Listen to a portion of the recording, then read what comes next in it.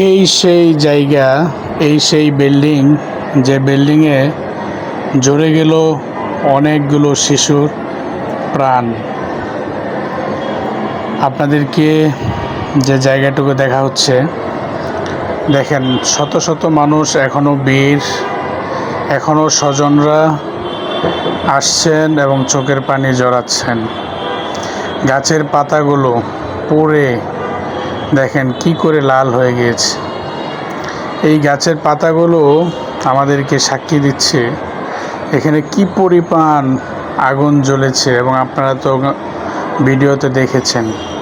এই যে দেখতেছেন সামনে বিল্ডিংটা এবং ভেঙে চুরমার হয়ে গিয়েছে, এই জায়গাতেই মূলত বিমানটা পড়ে। এটাই হচ্ছে এই স্কুলের বা এই বিল্ডিংয়ের একমাত্র রাস্তা ছাত্ররা বের হওয়ার এবং ভিতরে ঢোকার। এই সেই জায়গাতেই বিমানটা এসে পড়ে যায়।